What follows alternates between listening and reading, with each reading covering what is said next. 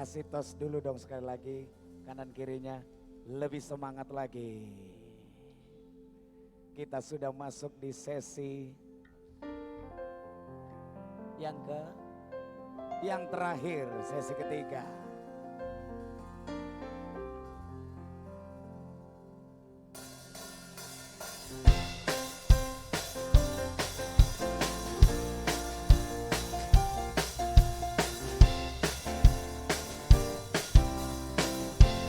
Segala puji syukur, segala puji syukur hanya bagimu Tuhan. Sebab Kau yang layak dipuja. Kami mau bersorak, kami mau bersorak, tinggikan nama-Mu. Haleluya. Segala puji syukur, segala puji syukur hanya bagimu Tuhan. Sebab Kau yang layak dipuja. Kami mau bersorak, tinggikan nama-Mu. Haleluya. Boleh angkat tangan kita semuanya, sorak haleluya. Soraklah haleluya, soraklah haleluya, haleluya. Oh, soraklah haleluya, soraklah haleluya, haleluya. Sebentar saudara, siang-siang ini kita mau menari bagi Tuhan, katakan yes. Yes. Waktu bilang soraklah. Saya semuanya sebelah kiri dulu, sebelah kanan, sebelah kanan. Yuk latihan dulu yuk. Soraklah.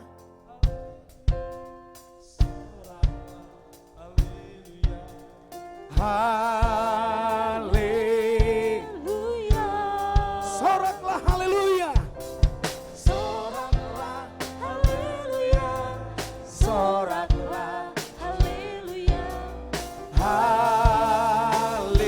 Haleluya. Segala puji syukur, segala puji syukur hanya bagimu Tuhan. Sebab Kau yang layak Dipuja. kami mau bersorak, kami mau bersorak, tinggikan Nama-Mu. haleluya. Haleluya. Sebelah kanan ya semuanya, sorak haleluya. Soraklah haleluya. Soraklah haleluya, haleluya. Oh, soraklah haleluya, soraklah haleluya, Haleluya. sekarang tepuk tangan bersama-sama.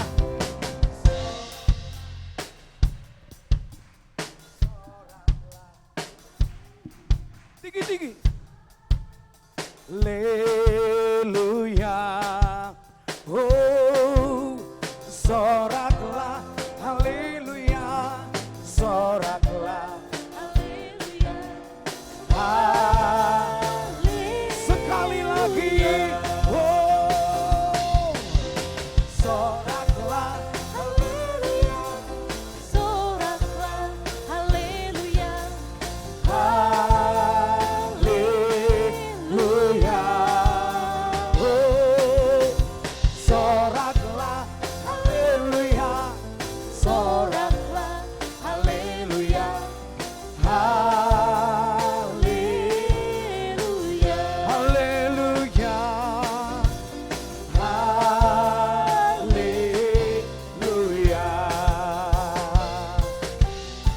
haleluya.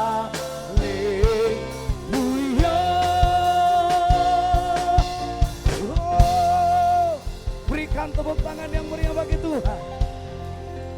Silakan duduk saudaraku. Tiba saatnya kita memberikan persembahan. Mari kita menabur dengan penuh sukacita.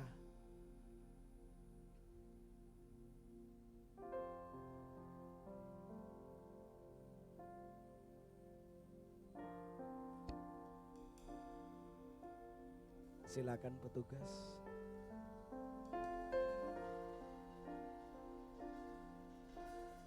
Kau hiasi kehidupanku dengan kemurahan-Mu.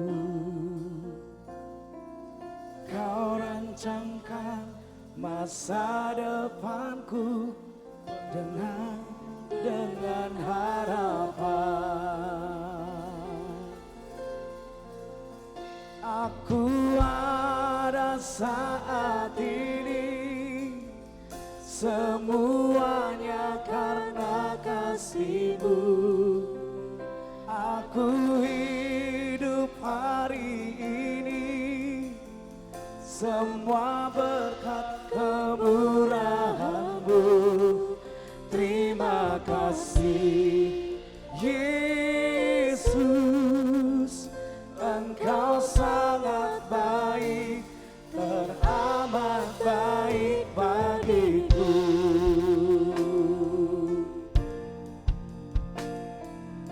Kau hiasi kehidupanku dengan kemurahan-Mu. Kau rancangkan masa depanku penuh dengan harapan. Aku ada saat ini, semuanya karena kasih-Mu. Aku hidup hari ini, semua berkat kemurahan-Mu. Terima kasih Yesus, Engkau sangat baik, teramat baik. Aku ada saat ini, semuanya karena kasih-Mu. Aku hidup hari ini, semua berkat kemurahan-Mu. Terima kasih Yesus, Engkau sangat baik, teramat baik. Aku ada saat ini, semuanya karena kasih-Mu.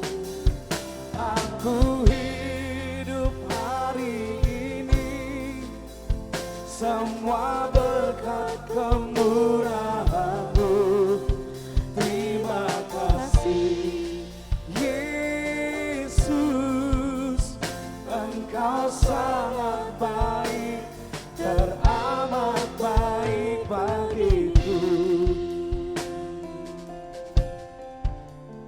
Engkau sangat baik, teramat baik bagiku. Yesus, Engkau sangat baik, teramat baik bagiku. Kita berikan tepuk tangan yang dahsyat bagi Tuhan kita. Silakan hambanya.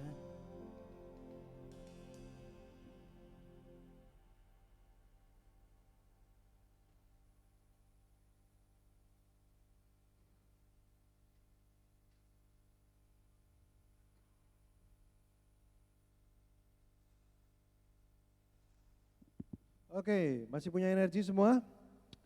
Sesi terakhir saya tidak akan berat karena core-nya tadi sudah di sesi yang kedua.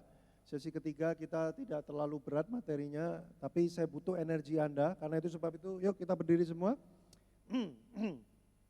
Saya ingin memperkenalkan kepada Anda, namanya Senam Semangat. Wih, siapa ini Senam Semangat? untuk menguji sampai di mana Anda punya energi sampai hari ini ya, sampai detik ini. Oke, senam semangat itu bagaimana caranya? Nanti saya akan perkenalkan kepada Anda lagunya dulu ya. Lagunya gampang, nanti kita akan nyanyikan bersama, baru nanti saya jelasin gerakannya ya. Lagunya begini. Ada satu semangat, semangat, semangat. Ada satu semangat menjadi dua. Ada dua semangat, semangat, semangat. Ada dua semangat menjadi tiga. Terus kita akan nyanyi sampai seperti ini, sampai menjadi 1 juta. Enggak ya, 6 aja cukup. Ya 1 juta kapan selesainya ya? 6 sampai 6. Nah cuman bedanya gini, nanti kalau kita nyanyi masih di angka 1, kita pakai 1 tangan sebagai gerakan. Ada 1 semangat, nah gitu ya. Kalau 2 berarti pakai 2 tangan. Ada 2 semangat. Nah. Kalau 3 kita pakai 1 kaki. Ada 3 semangat. Nah. Kalau 4 kita pakai 2 kaki. Ada 4 semangat, semangat. Nah kalau sudah 5 bagaimana? Kita pakai kepala. Ada 5 semangat. Begitu nyampe 6 Bapak Ibu Saudara, kita akan melakukan gerakan bebas yang paling sebebas-bebasnya. Nanti tim saya ya ada Aldo, ada Ibu Foni, ada Siska, melihat memonitor siapa yang paling jaim akan senam semangat sendiri di depan. Jadi yang gerakan ke-6 tidak boleh jaim, harus mengeluarkan gerakan paling gila yang pernah bisa dilakukan. Nyampe angka 6 ya, karena kalau 5 kan masih pakai kepala. Begitu 6 kita gerakan bebas, siapa yang paling jaim nanti akan dipantau, kita minta dia senam semangat di depan. Oke semuanya siap? Ya, oke keluarkan energinya, mari kita bersama-sama. 1, 2, 3, ada 1 semangat, semangat, semangat. Ada 1 semangat menjadi 2, ada 2 semangat. Semangat, semangat, ada 2, siap-siap, 3, ada 3 semangat, semangat, semangat, ada 3 semangat, menjadi 4, ada 4 semangat, semangat, semangat, siap-siap kepalanya, menjadi 5. Ada 5 semangat, semangat, semangat. Ada 5 semangat, siap-siap semuanya. Hei, ada 6 semangat, semangat, semangat. Ada 6 semangat, menjadi gila. Oke silakan berikan tepuk tangan, silakan duduk kembali. Ya memang kadang kalau kebanyakan semangat bisa bikin jadi gila ya. Oke, lumayan roh-roh sudah mulai kembali pada tempatnya masing-masing. Ya, tadi udah mulai ada yang mau keluar gitu ya. Oke saudara, sesi terakhir biasanya kalau orang lari maraton itu lari paling kenceng mendekati garis finish. Jadi kita mendekati garis finish, keluarkan energi paling besar, antusias, semangat, menyimak. Karena ini yang terakhir, bilang sama kiri kanannya, yang terakhir penuh energi. Terakhir penuh energi. Oke. Saya rekap, tadi kita sesi pertama belajar tentang bahwa pola perilaku kita menentukan nasib kita akan jadi seperti apa. Ya, rumusnya tadi apa yang tadi bagi? Hasil, kejadian plus respon. Kumpulan dari respon membentuk pola perilaku. Pola perilaku ketemu dengan kairos tercipta golden moment. Golden moment terus menerus mengakibatkan hidup Anda, nasib Anda mengalami perubahan. Nah itu sesi pertama. Maka pola perilaku penting. Sesi kedua, pola perilaku ditentukan dari pola pikir. Apa cara kita berpikir akan membentuk perasaan kita akan mendorong kita berperilaku seperti apa. Ada 4 pola pikir yang salah, 4 pola pikir orang gagal. Yang pertama apa?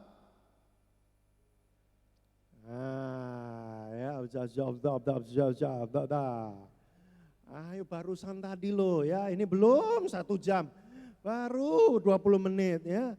Pola pikir gagal yang pertama bicara tentang apa? Ya, jangan mengukur kualitas kita berdasarkan bayaran, uang, tapi do the best dalam setiap kesempatan. Yang kedua bicara tentang apa? Identitas. Apa identitas yang kita pilih menentukan perilaku kita. Jangan pilih identitas yang destruktif. Yang ketiga, siap untuk berubah, siap untuk belajar, jangan mau kayak gitu-gitu terus. Yang terakhir keempat, ya termostat, ya jangan mau dikendalikan, jangan menyalahkan, jangan gara-gara, tapi kita mengambil kendali tanggung jawab apa yang saya masih bisa lakukan. Walaupun kondisinya sulit, Anda masih bisa melakukan sesuatu. Nah dengan 4 pola pikir ini, Anda memilih Anda mau ada di pola pikir yang gagal atau Anda berada di pola pikir yang memberikan Anda terobosan dalam hidup Anda. Nah sesi terakhir kita akan banyak bicara tentang dari mana sih pola pikir itu terbentuk, siapa yang membentuk, bagaimana terbentuknya. Karena kalau kita tahu siapa yang ngebentuk, kita bisa menghindari pola-pola atau perilaku atau orang-orang atau kejadian yang akan membentuk pola pikir yang salah bagi kita. Kalau kita tahu dari mana datangnya, maka kita bisa mencegah bahkan menghentikan supaya itu bisa mempengaruhi kita. Ya, karena kadang kita nggak sadar kalau kita ini lagi di setting, lagi di setup, lagi dibikin supaya punya pola pikir tertentu, kadang kita nggak sadar. Nah dengan sesi ketiga ini kita belajar dari mana pola pikir terbentuk. Ya. Oke. Ada 5 penyebab atau pembentuk pola pikir. Ya. Yang pertama adalah figur love giver. Figur love giver itu siapa? Orang yang membesarkan Anda, figur yang menjadi pemberi kasih sayang kepada Anda. Biasanya orang tua, tapi kalau Anda tidak dibesarkan oleh orang tua, berarti sosok yang membesarkan Anda, itu membentuk pola pikir Anda. Kita itu memang benar diturunkan secara gen dan alami ya, secara darah itu diturunkan beberapa kecenderungan personality, itu betul, 50%. Tapi kalau pola pikir itu bukan dari gen, bukan dari DNA. Pola pikir itu diwariskannya dari mana? Dari Anda melihat berulang-ulang apa yang dilakukan oleh love giver Anda, tanpa sadar Anda mengadopsi itu. Jadi kalau orang tua Anda sering nyalah-nyalahin segala sesuatu, Anda akan cenderung terwarisi pola pikir nyalah-nyalahin segala sesuatu. Makanya tidak baik mendidik anak dengan cara kalau anaknya lari, jatuh, buek, oe, nangis, lalu yang dipukul lantainya. Nakal ini lantainya, nakal ini lantainya. Nah, itu sebenarnya melatih pola pikir nyalahin situasi sekitar. Lah jatuh, yang bikin jatuh siapa? Orang lantainya diem aja dari kemarin, dia nggak ngapa-ngapain, dia cuma diem gini. Terus tiba-tiba disalahin gara-gara lantai. Kalau saya jadi lantai, apaan lu? Gua cuma diem aja, kenapa gua yang salah? Ya yang salah kan ya tentunya si anak itu sendiri karena dia mungkin teledor. Nah maka orang tua perlu menjelaskan bagaimana supaya mereka paham, anak-anak ini paham, bahwa bukan salah lantainya, tapi kamu yang harus lebih berhati-hati mulai dari sekarang karena lantai keras, jadi kalau kejedot memang bisa luka. Nah tapi kan kita dulu dari kecil kan tanpa sadar dilatih kayak gitu ya. Ini nih om yoga nakal nih, om yoga nakal. Padahal om yoganya cengenges ya. Gua gak kenapa gua yang salah. Nah anak akan tumbuh dewasa dengan pola pikir kalau sesuatu tidak baik terjadi pada saya, harus ada yang bertanggung jawab. Entah orang, entah lantai, entah cuaca, entah siapa, harus ada yang bertanggung jawab. Nah itu dibentuk pola pikir itu oleh love giver. Pola pikir gak mau berubah, udah gini aja. Orang tua kita bisa ngomong gini loh, udah jangan aneh-aneh. Udah gak usah nyoba yang aneh-aneh, yang biasanya aja. Ah, familiar gak? Udah ngapain sih aneh-aneh, yang biasanya aja. Nah jadi kita lama-lama dibentuk untuk, udahlah gak usah aneh-aneh lah, pokoknya yang udah berjalan, yang aman ya udah itu aja terus. Maka kita punya pola pikir menjadi apa? Ya sudah. Hal yang sudah kita lakukan selama ini itu sudah yang terbaik, itu aja dilakukan terus. Dari mana? Dari orang tua atau love giver kita. Nah makanya Bapak Ibu Saudara, Anda coba cek apa sih pola-pola pikir yang diajarkan oleh orang tua atau oleh figur-figur love giver Anda selama ini. Apakah pola-pola pikir itu produktif, membuat hidup Anda jadi lebih baik, atau menghentikan langkah Anda menjadi terhambat? Nah, coba Anda ingat-ingat komentar-komentar orang tua Anda. Ingat, memang benar orang tua harus kita hormati dan kita respekti. Tapi Anda juga harus tahu, tidak semua pola pikir yang diajarkan oleh orang tua selalu efektif dan produktif untuk hidup kita hari ini. Untuk kita waktu kecil mungkin benar, tapi sekarang kita sudah dewasa mungkin sudah nggak relevan lagi. Nah, Anda harus evaluasi lagi pola pikir yang diajarkan oleh orang tua Anda ini. Nah, itu satu dari orang tua. Ketika Anda sudah dewasa, biasanya perkataan orang tua udah sedikit efeknya, biasanya. Makin dewasa, makin sedikit efeknya. Nah, berikutnya ada figur inspirator. Siapa ini figur inspirator? Siapapun yang Anda respect dan Anda hormati dan Anda jadikan figur, itulah figur inspirator. Bisa pemimpin, bisa sahabat, bisa artis, bisa public figure, bisa siapapun. Ya, makanya pola pikir kita bisa dibentuk dari orang-orang yang bahkan tidak kenal kita. Artis ngomong, ya kan, misalkan hidup hanya sekali saja. Ngapain kita ngurung diri? Coba semua yang bisa dicoba di dunia ini, ya, narkoba, seks, apa, coba semua karena hidup cuma sekali. Ih, bener juga ya. Kebalik Mas, justru karena hidup cuma sekali, pilihlah yang paling bener karena nggak ada untuk ngulang lagi. Bukannya coba semuanya aja. Nah, tapi kan kadang-kadang kita nggak bisa mencerna itu dan kita main tangkap aja. Karena itu inspirator bagi kita, figur, wah iya bener juga ya. Oh, coba semua. Nah, ini bahaya, figur inspirator. Termasuk guru juga adalah figur inspirator. Jadi Anda punya peluang yang besar sekali untuk menanamkan pola pikir. Coba Bapak Ibu Saudara, Anda pernah sekolah dong? Ya, jadi guru ada nggak sih yang nggak sekolah? Kayaknya sulit ya.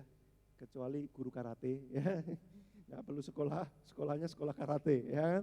Nah, saudara, saya nanya, apa kalimat atau ajaran dari guru Anda yang Anda ingat sampai detik ini? Boleh guru TK, SD, SMP, apapun, ya. Apa kata-kata atau ajaran dari guru yang sampai hari ini itu Anda ingat? Itu, si itu ngajarin saya tentang ini. Nah, coba ya. Ini Hawa sudah makin tenggelam nih. Ini Hawa udah makin tenggelam nih ya. Dengan matahari mulai tenggelam, ya, Hawa juga udah mulai tenggelam ya. Bahaya ini. Kan tadi pagi janjinya sampai sore loh ya. Ini saya terus loh, ini saya semangat terus nih. Saya suruh ngomong 70 sesi lagi juga sanggup ya. Anda yang nggak sanggup dengerin saya. Oke. Daerah sini. Coba. Ibu, tunjuk satu orang yang saya bisa tunjuk. Tunjuk satu orang di antara di sini, di kubu ini, yang saya bisa tunjuk.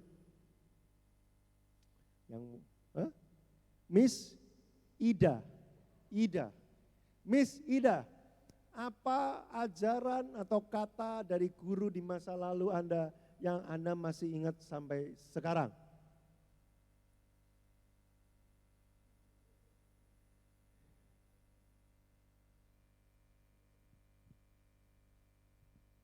Gak boleh nyontek. Karena anak-anaknya suka nyontek.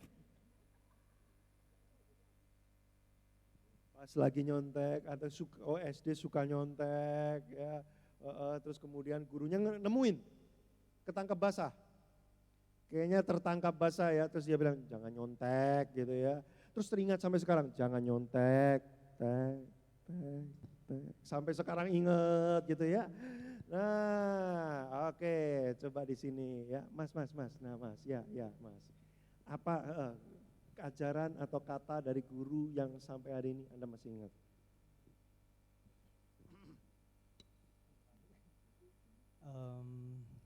Masih ingat sih dari guru bahasa Inggris namanya Mem Eka. Waktu dia bilang. Namanya siapa? Mem Eka. Mem Eka. Eka, oke. Mem Eka dia bilang melakukan yang terbaik walaupun nggak ada orang yang melihat itu dan mengapresiasi kamu. Gitu. Itu prinsip yang pertama tadi loh. Hebat itu Mem. Udah tahu padahal belum ikut kelas ini. Ya kan? Bahkan dia mengajarkan kepada dia ya. Lakukan yang terbaik walaupun nggak ada orang yang melihat kamu nggak ada orang yang lihat kamu, dan mengapresiasi walau kamu. ataupun nggak ada yang mengapresiasi kamu. Mu, gitu ya. Oh, terngiang-ngiang ya sampai sekarang ya. Itu umur berapa tuh? Itu waktu SMP. Waktu SMP, umur Iya. berapa kurang lebih? 13, 14, 15? 12? 12-an. 12-an. 13. 12-an sampai sekarang masih ingat, lakukan yang terbaik walaupun tidak ada yang mengapresiasi atau tidak ada yang melihat. Terima kasih. Oke, yang di sini. Nyam nyam nyam.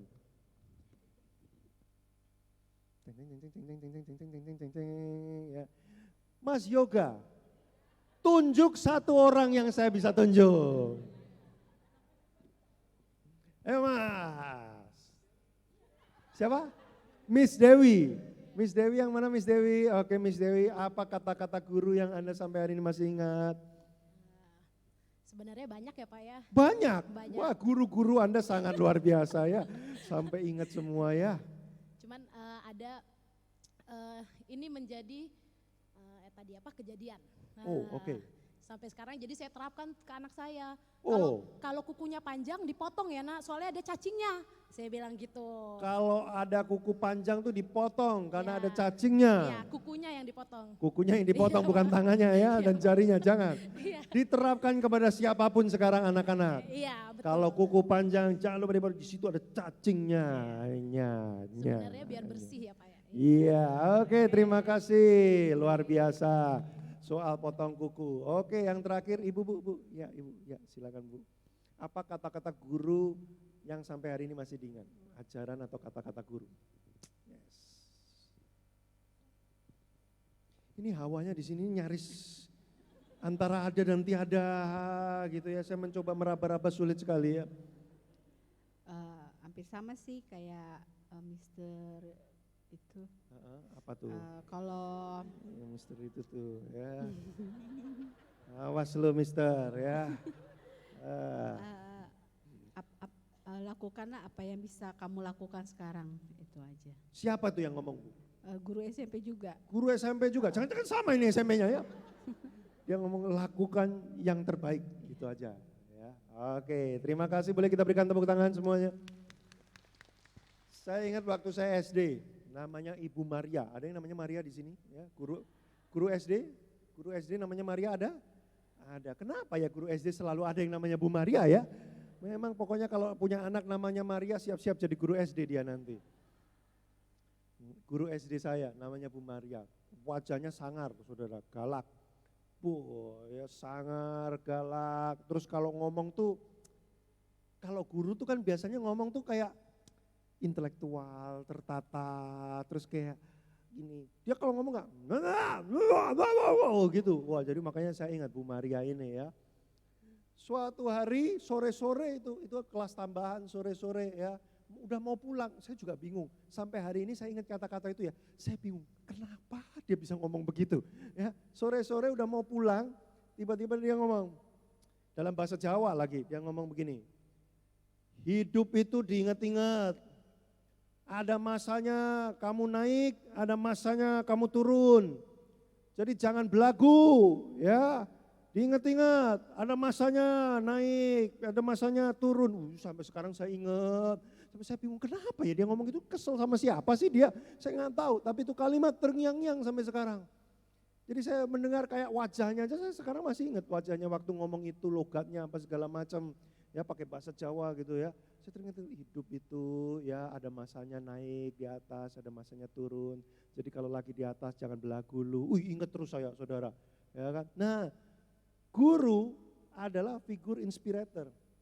Jadi apa yang Anda ucapkan, apa yang Anda lakukan itu bisa mempengaruhi pola pikir anak didik Anda sampai dia dewasa nanti. Nah, jadi keren sekali, peran Anda, posisi Anda bagus sekali. Makanya Anda belajar tentang hal-hal seperti ini. Berikutnya yang ketiga, apa yang membentuk pola pikir kita? Kejadian atau pengalaman yang emosional. Anda udah ngejar-ngejar dia, ya kan, telepon dia, ulang tahun Anda kasih kado, Dia nggak ulang tahun pun Anda kasih kado ya. Kenapa kamu kasih kado? Iya, selamat hari ulang tahun +1 ya. Besoknya kasih lagi, iya selamat hari ulang tahun +2 ya. Terus 365 kado. Anda kasih, terus kemudian dia kelihatannya gayung bersambut. Tiap kali dikasih, diposting di IG story. Thank you, I'm feel loved. Setelah 365 kado Anda kirimkan, hari ke-366 Anda menyatakan cinta kepadanya. Maukah kamu menjadi kekasihku? Hah? Apa? Kekasih hatiku. Hah? Kekasih? Aku pikir kita cuma teman saja.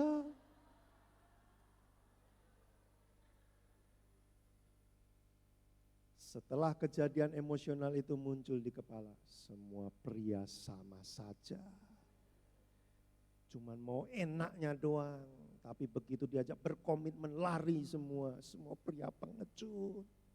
Muncul pola pikir gara-gara kejadian emosional. Anda mungkin menilai, Pak contohnya kok geli banget ya Pak ya, kok gitu sih Pak. Ada kejadian-kejadian emosional yang tanpa Anda sadari membentuk pola pikir Anda. Minjemin duit nggak dibalikin, minjemin duit nggak dibalikin, minjemin duit nggak dibalikin. Muncul pola pikir, jangan pernah pinjemin duit lagi. Lu nolong orang, waktu lu lagi kesulitan, siapa yang nolong lu? Muncul tuh pola pikir seperti itu. Jadi kejadian-kejadian emosional itu bahkan kita nggak sadar, tiba-tiba dia menawarkan sebuah pola pikir yang kalau kita nggak filter itu akan masuk dalam diri kita dan kita adopsi menjadi pola pikir dan mempengaruhi perilaku kita sehingga mempengaruhi nasib kita ke depan. Makanya pulang dari sini, PR-nya banyak ya dari tadi ya Bapak Ibu, nggak tahu dicatat nggak PR-nya ya. Pulang dari sini diperiksa isinya pola pikir saya apa aja sih, tentang uang, tentang pernikahan, tentang Tuhan, tentang keluarga, tentang bekerja, tentang hidup, itu tuh apa aja isinya. Nih, saya kasih contoh ya, coba isilah titik-titik berikut ini. Pak, belum masuk sekolah udah ujian Pak ya. Namanya juga guru ya kan, melakukan lebih dulu sebelum muridnya kan gitu ya kan. Isilah titik-titik berikut ini. Uang itu titik-titik-titik. Coba. Uang itu titik-titik-titik-titik. Apa Bu? Uang itu memperkuat karakter seseorang. Uang itu memperkuat karakter seseorang. Maksudnya apa nih Bu? Maksudnya kalau orang itu baik, ketika orang baik itu mendapatkan uang yang banyak, dia akan semakin baik. Banyak bersedekah. Kalau dia jahat, dia akan makin jahat. Uang itu memperjelas kali ya, lebih tepatnya ya, memperjelas kualitas seseorang. Memang ini guru di HFO ini ya, merinding saya mendengar jawabannya. Saya berharap jawaban berikutnya lebih membuat saya merinding, ya, horor, ya kan. Uang itu titik, titik, titik.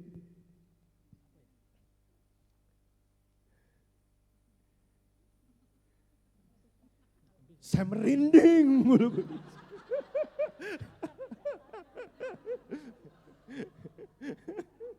Uang itu bikin pusing.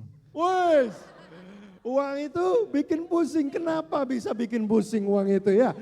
Woi, hati-hati loh ya. Anda kalau mau bikin dia pusing, kepretin duit ini. Waduh, pusing saya langsung. Kalau kebanyakan duit nanti orang lain punya stigma kalau kita ini pekerjaannya nggak benar. Oh, jadi kalau punya banyak duit, ini jual apa nih? Iya, Guru ya. kok banyak duit, pasti dia jual narkoba di sekolah ini ya. Wow, jadi bikin pusing ya Pak ya. Uang itu bikin pusing. Mari kita, sekarang pertanyaan kedua, isilah titik-titik berikut ini ya. Orang kaya itu titik-titik-titik. Orang kaya itu titik-titik-titik. Ini aura tolong dibangkitkan di sini. Tolong dibangkitkan. Menyala. Ya Ibu, uang itu titik-titik-titik. Orang kaya, sorry. Orang kaya itu titik-titik-titik. Orang kaya itu sombong. Orang kaya itu sombong ya. Naik mobil aja, punya mobil 20. Ganti-ganti, ya kan sombong memang orang kaya. Boleh ya. Coba Bu, orang kaya itu apa Bu? Titik, titik, titik. Oh ya, ya, ya, ya. Orang kaya itu banyak uang. Saya tahu orang kaya banyak uang ya. Oke. Oh kalau gitu saya ganti pertanyaannya. Orang banyak uang itu titik, titik, titik. Nah udah, jangan jawab orang kaya. Orang kaya garis miring banyak uang itu titik, titik, titik. Orang kaya itu, ya, Spontan aja yang muncul di kepala apa? Orang kaya itu kesannya apa? orang kaya itu murah hati. Orang kaya, katanya sombong loh yang di sini. Pokoknya murah hati. Jadi yang benar yang mana ini? Hah? Orang kaya seperti apa yang benar? Ya, menarik, menarik ya. Terakhir, pertanyaan ketiga. Terakhir ya. Nggak punya duit itu titik, titik, titik. Loh, tadi uang bikin pusing. Nggak punya uang pusing. Jadi gimana ini kita ya? Pusing kita ya. Pak ya, Pak senyumnya menawan hati Pak ya. Nggak punya duit itu titik, titik, titik. Penuh tantangan. Nggak punya duit itu penuh tantangan. Mbak, yang pakai sweater hitam. Ya. Nggak punya duit itu. Nggak punya duit itu menyedihkan. Wah! Udah gitu suaranya mirip dubbing-dubbing yang film-film itu lagi. Menyedihkan. Aku jadi merasa sedih sekali. Kenapa kamu tidak punya uang? Luar biasa Bu, saya terinspirasi. Thank you. Ibu siapa Bu namanya Bu? Miss Eli ya, asal jangan lama sabak tani ya. Saudara, kenapa saya perlu tanyakan ini? Ini menarik, sebenarnya kalau kita punya satu sesi khusus ngomongin duit, ini adalah salah satu cara untuk ngecek pola pikir Anda terhadap uang itu apa. Ada kurang lebih 15 pertanyaan yang bisa dijawab titik. Dari jawaban itu akan langsung ketahuan pola pikir Anda tentang uang. Maaf, Mas, yang pusing tadi Mas, mana ya Mas yang pusing, Mas? Ini, kalau Anda menganggap punya uang itu pusing, atau uang itu bikin pusing, secara psikologis, pikiran Anda akan mencegah diri Anda untuk punya banyak uang. Karena Anda berpikir uang bikin pusing. This is true. Jadi perlu diubah, pola pikirnya perlu diubah. Karena kalau enggak, nanti ini kesempatan untuk uang berdatangan bisa terus datang, tapi Anda akan meng-cancel diri sendiri terus, Sehingga Anda nggak akan punya banyak uang, Anda cukup pas-pasan aja uangnya. Tapi peluang untuk dapat uangnya banyak sebenarnya, tapi Anda meng-cancel diri sendiri. Kenapa? Karena pola pikir Anda tidak selaras dengan keadaan yang terjadi.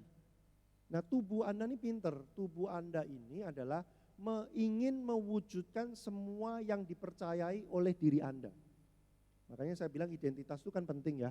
Kalau Anda bilang saya sapi perah, maka seluruh tubuh Anda menangkap sinyal perintah itu dan mereka mengusahakan bagaimana caranya supaya Anda menjadi sapi perah beneran. Karena mereka berpikir apa yang Anda yakini adalah sebuah perintah yang harus dilakukan. Ini tubuh Anda begitu. Nah makanya pola pikir itu kan penting sekali. Jadi kalau isi pola pikir Anda nggak selaras dengan tujuan-tujuan hidup Anda, makanya Anda nggak nyampe-nyampe ke sana. Kayak setengah mati, kok nggak nyampe-nyampe. Karena pola pikirnya menentang itu. Nah, punya mimpi, pengen punya rumah tangga yang bahagia selama-lamanya. Tapi pola pikirnya, ya hari gini, yang namanya rumah tangga harmonis itu cuma impian. Loh gimana sih? Katanya pengen rumah tangga yang bahagia selama-lamanya. Tapi kok pola pikirnya hari gini rumah tangga harmonis itu cuma bohong-bohongan di film doang. Kenyataannya semuanya rumah tangga sama aja hancur berantakan. Ada loh orang yang punya pola pikir seperti itu sambil terus mengharapkan supaya rumah tangga dia harmonis. Jadi aneh enggak? Aneh. Anda seperti bergerak ke arah kiri tapi Anda pengennya sebenarnya ke kanan. Gimana caranya? Nggak bisa. Nah ini dia, salah satu yang membentuk pola pikir itu kejadian emosional. Anda ditipu orang, bang, langsung muncul pola pikir tertentu tentang menolong, tentang teman, tentang kebaikan. Langsung muncul, deng. Orang tua Anda waktu Anda kecil minta tolong sama orang tua Anda dicuekin, biarin, bang, langsung muncul pola pikir bahwa di dunia ini nggak akan ada orang yang care sama saya nggak perlu minta tolong sama orang lain lagi, orang lain tidak bisa diandalkan. Orang tua saya saja nggak nolong saya, apalagi orang yang nggak kenal saya. Muncul, bang. Jadinya perilakunya apa? Mandiri, independen, tangguh, tidak mau ditolong, tidak mau nyusahin orang, tapi malah nyusahin. Ya kan? Wah udah sendiri aja, mau mati juga mati sendiri aja udah gitu. Nah itu munculnya dari mana semua perilaku itu? Pola pikir. Salah satunya dari kejadian emosional. Makanya Bapak Ibu Saudara banyak yang perlu direnungkan pulang dari tempat ini. Kejadian-kejadian apa, kenapa kok perilaku saya itu kalau ketemu kayak gini jadi gini. Kalau orang ngomong gini kok saya sikapnya gini, diginiin kok saya down. Itu pasti ada pola pikir yang mengendalikan Anda. Nah Anda harus temukan apa pola pikirnya, lalu kemudian nanti kita ubah. Gimana cara ngubahnya? Undang saya sekali lagi, saya akan jelaskan. Enggak, habis ini saya jelasin, bercanda ya, jangan dilempari tomat gitu ya. Yang penting ditemukan dulu pola pikirnya apa, yang tidak baik, yang menghambat, yang tidak produktif, terus kemudian nanti kita ubah. Nah, kenapa perlu belajar dari mana datangnya? Penting supaya Anda next time ngalamin kejadian yang sama, menawarkan pola pikir itu lagi, Anda bisa bilang tidak, ini enggak benar, yang benar adalah ini. Nah, kalau Anda dulu pernah kerja jadi guru di sekolah-sekolah sebelumnya menganiaya, guru nggak pernah naik gaji, sekolah pertama nggak pernah naik gaji, sekolah kedua guru suruh kerja bakti terus, bersih-bersih kelas, sekolah ketiga guru disuruh melakukan kepentingan-kepentingan pribadi, maka di sekolah keempat Anda masuk sekolah ini, misalkan ini sekolah keempat, Anda bisa punya pola pikir begini loh, ini mau ngapain nih, kepala sekolah mau ngapain nih, kenapa dia ngomong begitu ya, ini guru-guru yang lain memandang-mandang saya, ini tatapan matanya apa artinya nih, mereka mau ngapain saya nih. Ketua yayasan, ngapain dia senyum-senyum begitu? Dia lihat-lihat saya dari kejauhan dengan senyum-senyum, mencurigakan. Lu bisa kayak gitu. Kenapa? Ada pola pikir. Kerja di sekolah tidak semulia kelihatannya bro. Kelihatannya pahlawan tanpa tanda jasa, tapi isinya sama aja. Pola pikir menentukan perilaku Anda. Padahal ketua yayasannya dari jauh memandang, ini guru berpotensi banget, senang punya guru kayak gini. Yang diliatin, apa lo, mencurigakan banget nih, gua mau diapain nih. Di sini jangan-jangan gua diculik hilang lagi. Nangkep nggak maksudnya? Pola pikir, semuanya tentang pola pikir, ya kan? Terus next. Budaya lingkungan bisa ngepres, memaksakan sebuah pola pikir tertentu. Makanya saya bilang jangan gaul sama ayam, nanti Anda nggak akan pernah terbang. Gaulnya sama Raja Wali, nanti Anda dipaksa terbang. Gaul sama ayam itu maksudnya apa?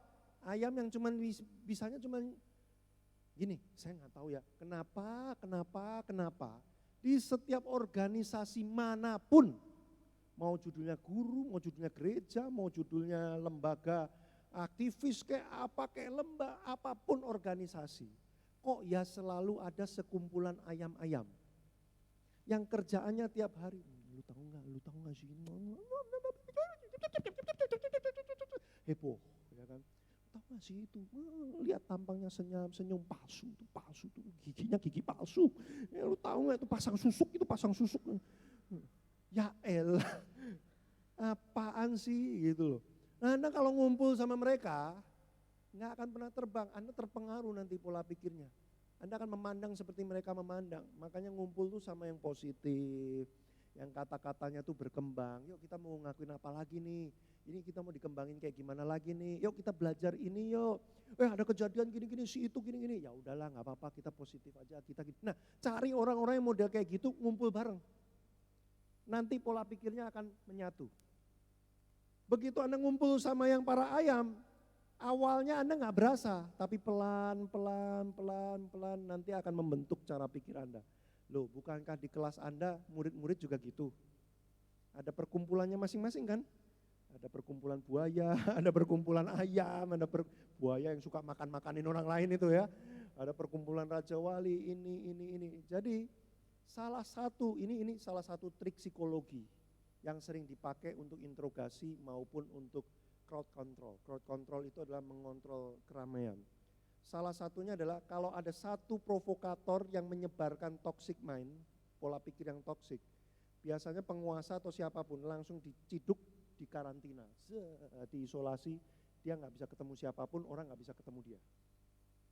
Kenapa? Untuk menetralisir, detox. Kalau si orang ini masih di situ, Anda nggak bisa detox. Karena dia terus akan nyebar racunnya, terus nyebar racunnya. Makanya salah satunya, comot, karantina, pindahkan dia. Sampai ini terdetox selesai, nanti dibalikin nggak apa-apa. Nah itu salah satu teknik psikologi. Nah, maka Anda juga sama. Kalau Anda merasa lingkungan Anda terlalu banyak toksiknya, mulai cari komunitas yang sehat. Mulai cari sekumpulan orang 2 atau 3 aja, nggak usah banyak-banyak. Nggak usah bikin RT, nggak usah. Ya, 2 atau 3 orang yang positif, ya, yang perkataannya membangun, yang selalu ingin berkembang, mau belajar terus. Ngumpul secara rutin. Secara rutin, kalimat kuncinya secara rutin. Nah, nanti akan saling leverage, lingkarannya naiknya ke atas. Tapi kalau ketemu yang lingkaran yang buruk, lingkarannya makin lama makin turun. Nah, tinggalkan kelompok-kelompok itu. Memang di setiap organisasi selalu ada. Bahkan saya yakin di sekolah ini pun juga ada. Tapi nggak apa-apa, memang itulah keseimbangan hidup. Anda tidak harus berada bersama-sama dengan mereka dan memiliki pola pikir itu. Oke? Yang keempat terakhir, kelima. Informasi repetitif, apa yang Anda dengar berulang-ulang dengan segera Anda percayai sebagai sebuah pola pikir.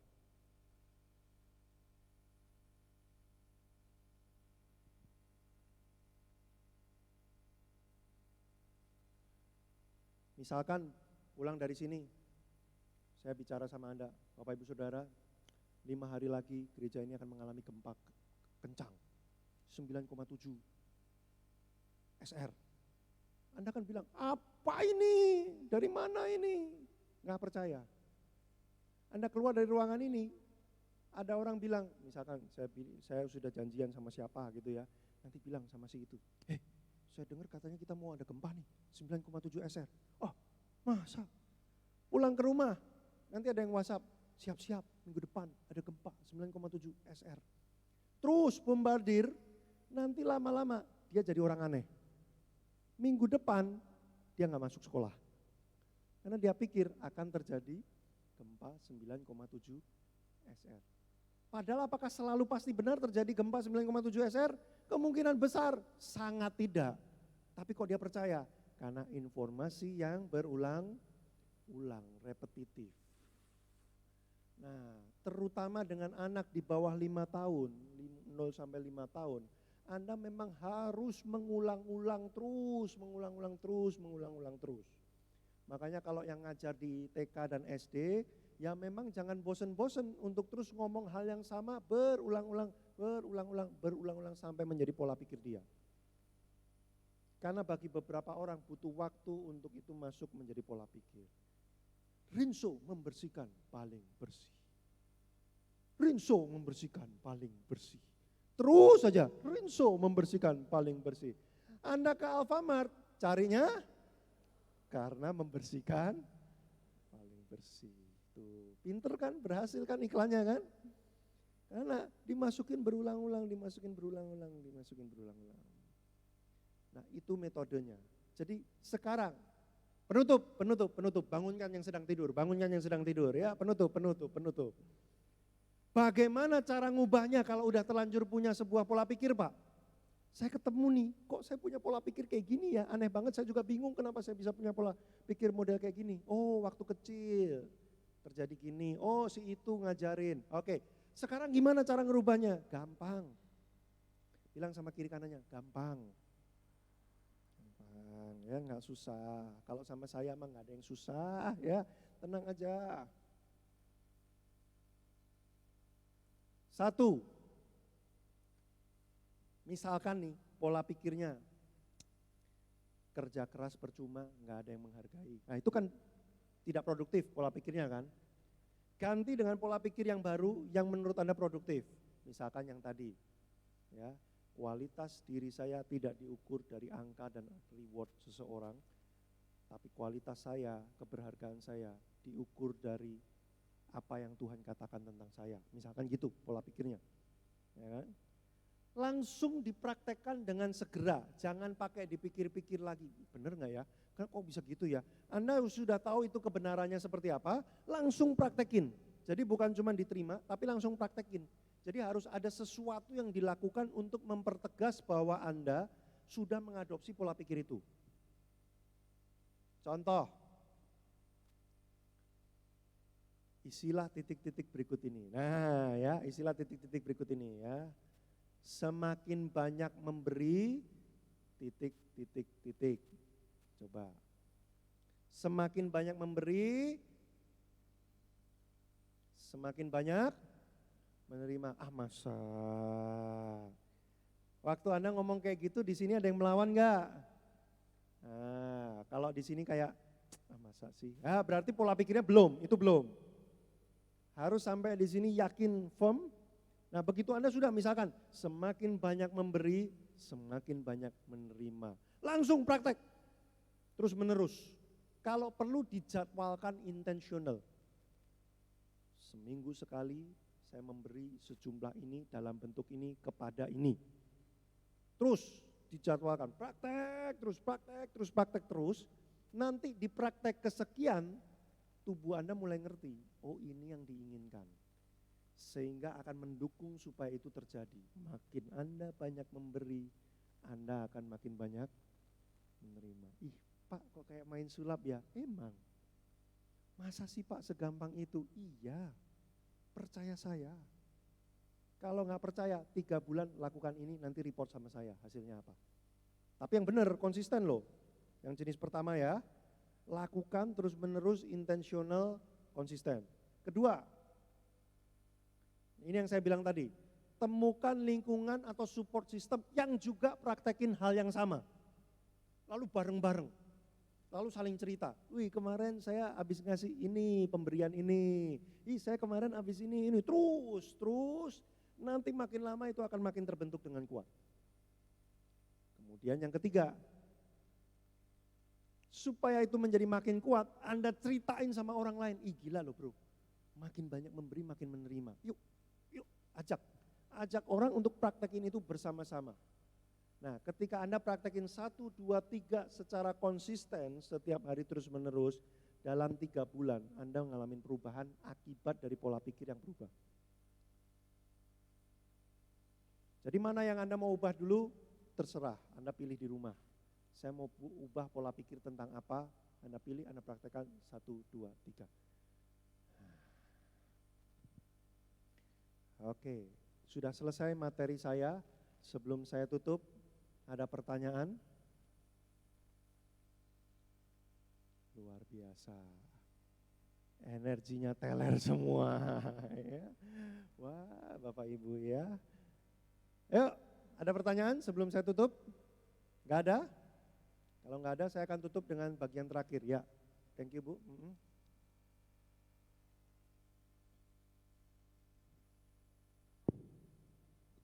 Wah, ini berat ya, tentang conscious dan subconscious mind. Ya, kalau tidak salah itu tentang pikiran alam bawah sadar dan pikiran sadar. Iya. Jadi pikiran alam bawah sadar itu biasanya dipengaruhi oleh top down yang sudah kita alami dari sejak kita kecil.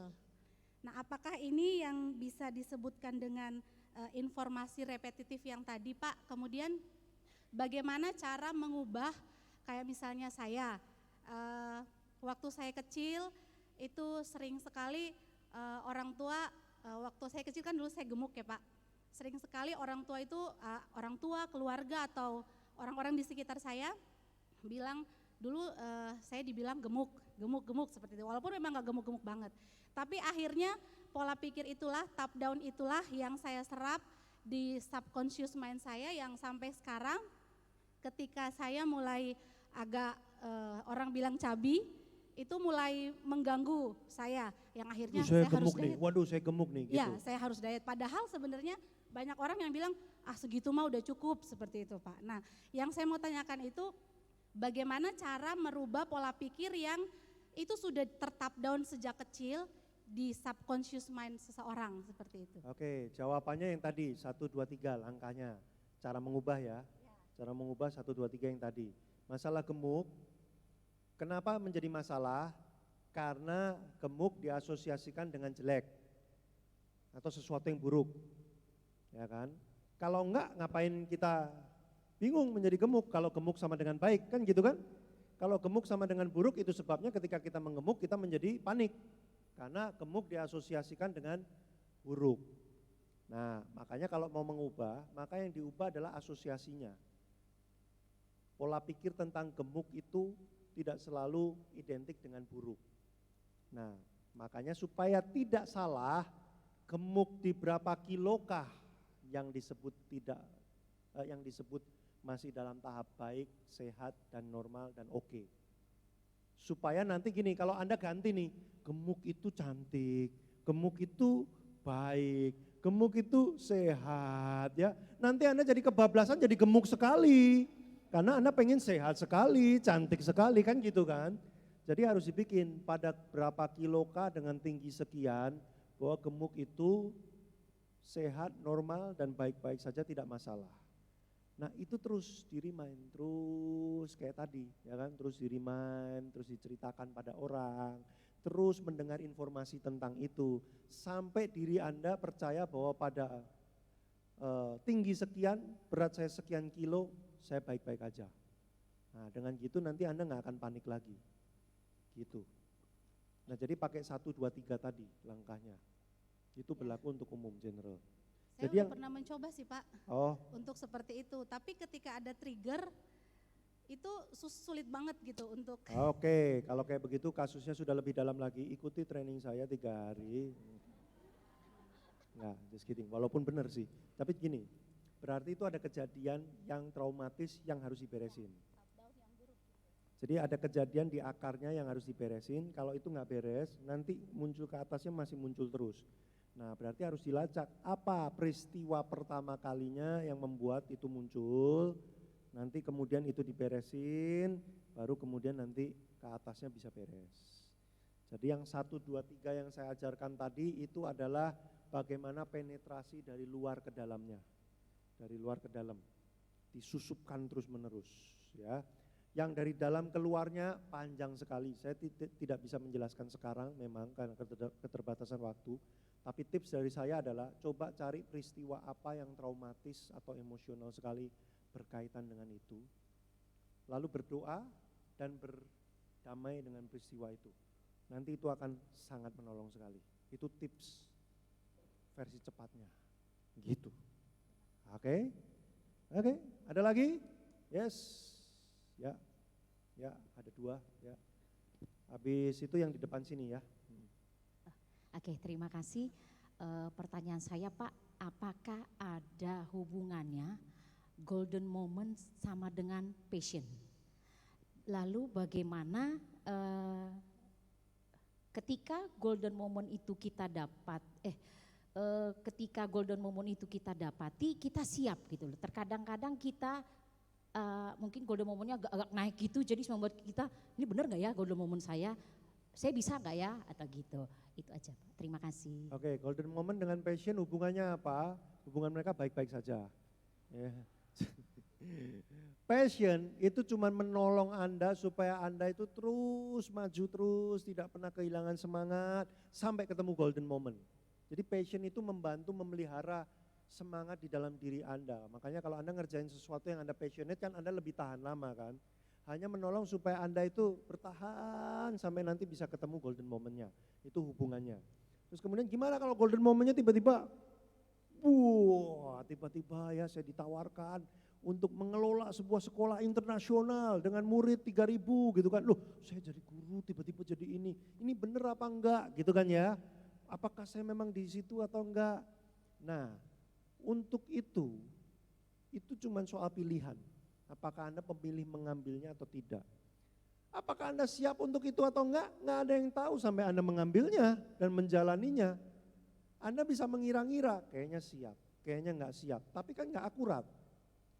Gimana Anda tahu bahwa itu siap atau enggak siap? Jalanin aja. Nanti kalau Anda enggak siap, ya Anda akan terpental pada golden moment berikutnya. Tapi jangan khawatir, loh Pak kok gitu sih Pak? Lo tenang aja, berarti Anda punya referensi satu, oh saya belum siap untuk yang segede itu. Oke, apa yang saya harus upgrade supaya saya siap ke depannya untuk yang segede itu. Belajar ini. Next time datang lagi golden moment lagi, Anda mungkin sudah siap. Kan hidup tuh gitu, kadang mementalkan Anda supaya Anda belajar kan. Supaya next ketika itu datang, Anda sudah lebih mampu menghandle-nya. Gitu, so jalanin aja. Tentunya dengan berdoa, minta petunjuk Tuhan, itu jangan lupa. Jangan petunjuk dukun ya, petunjuk Tuhan ya. Oke, yang di depan.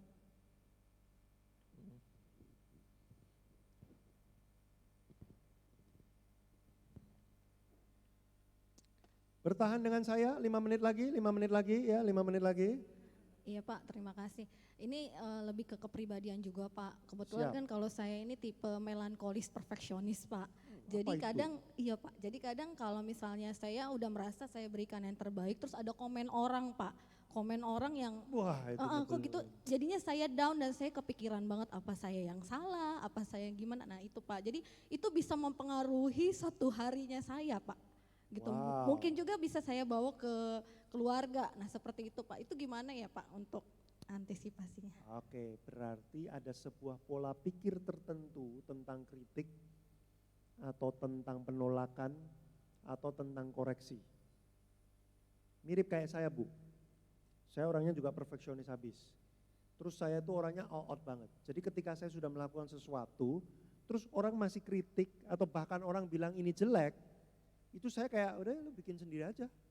Saya udah gak mau bikin lagi, udah lu bikin sendiri, enak aja gua udah bikin kayak gini lu bilang jelek atau perlu dikoreksi, perlu direvisi bla bla bla. Saya bisa terluka sekali dulu. Waktu saya cek ternyata saya tuh punya pola pikir begini. Kalau kamu sudah melakukan yang terbaik dan orang masih gak bisa terima kamu, orang masih koreksi kamu, berarti memang apa yang kamu lakukan itu tidak pernah cukup untuk orang lain. Nah itu pola pikir saya. Nah itu yang membuat saya terluka.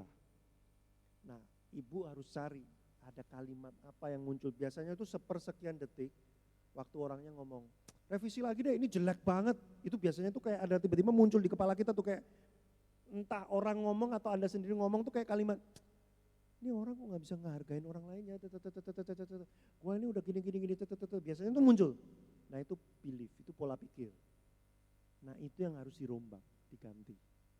Nanti kalau itu diganti, kan saya bilang, think, feel, act. Apa yang kita pikirkan membentuk perasaan, perasaan membentuk perilaku. Nanti kalau pola pikirnya berubah, perasaan berubah, perilaku berubah. Jadi harus dicari. Gimana Pak nyarinya? Susah, nggak apa-apa, santai aja, jalanin aja. Nanti pasti ada peristiwa kayak gitu lagi. Loh ya dong, itu kan nggak bisa dicegah. Akan ada di mana nanti ibu melakukan sesuatu, terus kemudian dikoreksi. Nah pada saat itu langsung aware, ada muncul apa di kepala saya. Nah itu programnya lagi muncul. Teng. Nah itu berarti virusnya. Itu yang harus diubah pakai 1, 2, 3 tadi. Oke, gimana? Cukup menjawab? Ya. Nanti kalau terjadi lagi ya, makanya diinget-inget terus mata pelajaran hari ini ya. Jangan pulang terus dilupakan, diinget-inget supaya nanti waktu peristiwanya muncul, dan langsung bisa. Oke, thank you Ibu. Satu pertanyaan terakhir kalau ada, kalau tidak saya tutup. Oke, one last question. 1, 2, 3, ayo silakan. Tidak ada? Oke, saya tutup. Dengan satu video, ya saya orangnya suka muter video ya. Kita nonton satu video kurang lebih 5 menit. Ya Bapak Ibu, ini video tentang guru. Saya sengaja pilih-pilih, wah ini pas tentang guru. Dan dibuat berdasarkan kisah nyata di Singapura. Singapura kita kenal sebagai negara yang pendidikannya sangat bagus sekali. Nah ini adalah kisah nyata yang dilakukan seorang guru kepada anak didiknya di salah satu sekolah di Singapura.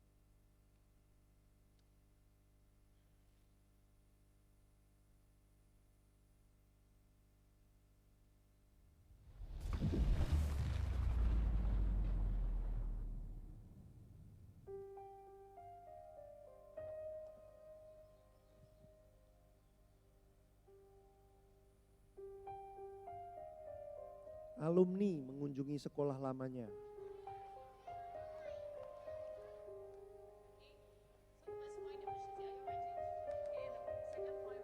Ini kelasnya yang dulu. Ini dia waktu SMP.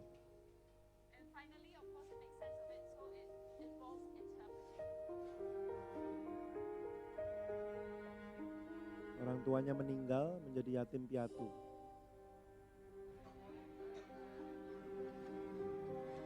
Harus kerja setelah sekolah untuk menghidupi keluarganya dengan adiknya. Sampai kecapean di kelas. Akibatnya nilainya buruk, gagal terus, gak lulus. Ini gurunya. What happened, Edwin? I'm really very tired. Saya capek banget. Really? Udah gak sanggup kerja sama sekolah.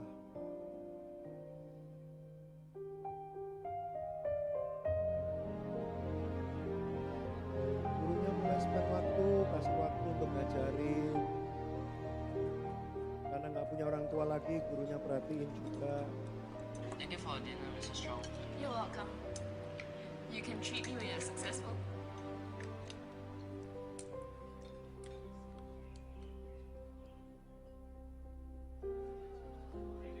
Si anak terlibat dengan judi.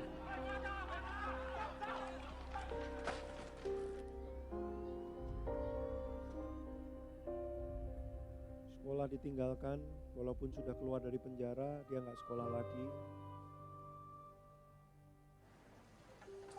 Kerja serabutan, gurunya SMS, cari terus.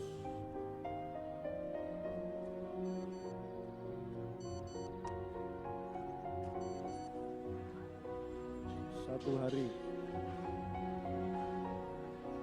Edwin, apakah kamu nggak punya mimpi yang lebih besar dari cuman kayak gini?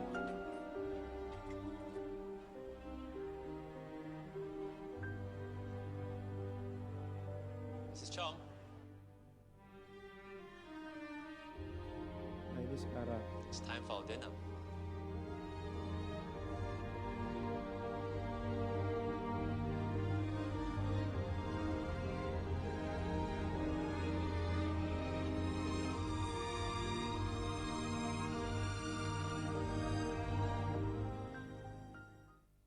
Orang nggak akan pernah lupa guru yang baik.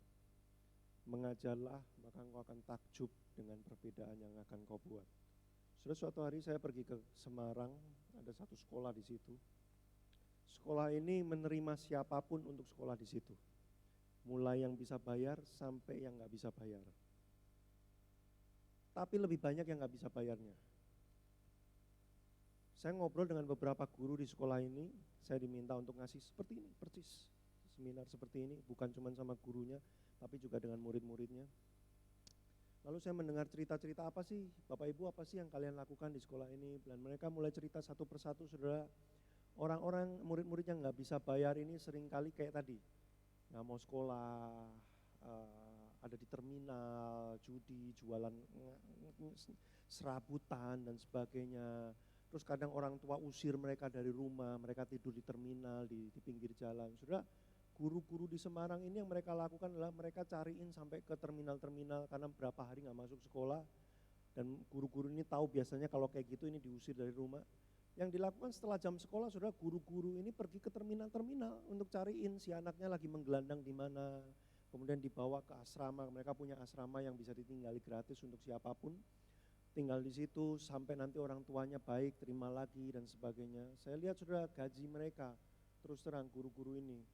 Angkanya sangat jauh sekali daripada angka layak dari sekolah-sekolah di Jakarta. Jangan dibandingin lah sama yang nasional plus, internasional dan sebagainya, jauh sekali. Tapi saya nanya sama mereka, kok kalian masih mau sih guru-guru lakukan kayak gini? Iya Pak, karena tiap kali kami lihat anak-anak ini, kami merasa kalau mereka tidak ditolong hari ini, suatu hari mereka akan menjadi seperti orang tua mereka yang membuang anaknya juga. Dan itu akan terus berulang, itu akan terus berulang. Saudara, saya dengar kalimat itu pulang dari Semarang, saudara. Saya merasa seperti kayak orang kafir gitu saudara. Saya merasa kayak mereka ini jauh lebih guru daripada saya gitu kan. Karena saya tadinya datang ngajar, trainer dari Jakarta, ilmunya banyak, ngajarin pola pikir, bla bla bla bla. Terus setelah dengerin mereka, mungkin mereka nggak ngerti sebanyak yang saya tahu. Tapi waktu mereka mengajar, mungkin mereka mengajar lebih banyak daripada saya mengajar. Saudara, seorang tidak akan pernah lupa dengan, saya tiba-tiba ingat. Ada satu murid cewek saudara, buta sebelah. Secara penampilan nggak kayak cewek, sangat cowok sekali. Menjual hidupnya untuk seks bebas hanya supaya merasa dirinya berharga di sekolah itu. Tapi ada beberapa guru yang terus memperjuangkan, terus dikonselingin, walaupun kabur-kaburan, dikejar, dibawa ke sekolah lagi. Terus setahun setelah saya ngisi di tempat itu, saya sempat datang ke anak itu, terus saya doakan, saya dapetin pesan Tuhan buat dia, saya doakan. Setahun dari itu gurunya SMS saya, WhatsApp saya, Pak, si ini sekarang angkanya bagus, dia semangat, sekarang dia jadi raja wali Pak, dia pengaruhi teman-teman lain di sekolahnya, di kelasnya untuk belajar sungguh-sungguh, dia berubah sekali hari ini. Wih, sudah saya dengar kayak gitu, itu kayak teach, mengajarlah, maka engkau akan tahu, melihat betapa dahsyatnya perubahan yang Anda bisa bikin. Jadi saudara, saya mungkin gak ketemu dengan Anda lagi, mungkin belum tentu kita punya kesempatan ketemu lagi, tapi saya berharap hari ini menjadi sebuah golden moment bagi Anda. Ubah cara ngajar Anda, ubah cara Anda melihat murid Anda, ubah identitas Anda, ubah cara Anda memandang siapa diri Anda, ubah cara pandang Anda terhadap profesi guru, dan mengajarlah, engkau akan melihat betapa dahsyatnya perubahan yang kau bisa bikin dari tempat yang disebut Depok ini. Terima kasih sudah mendengarkan saya, Joshua Iwan Wahyudi, sampai ketemu lagi di kesempatan yang berikutnya. Tuhan memberkati.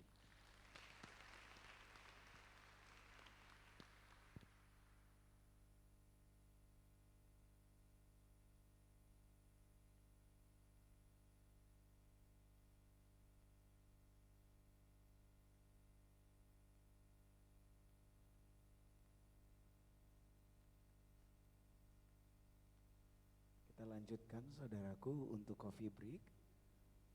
Berapa menit? 15 menit. Silakan saudaraku dari sekarang.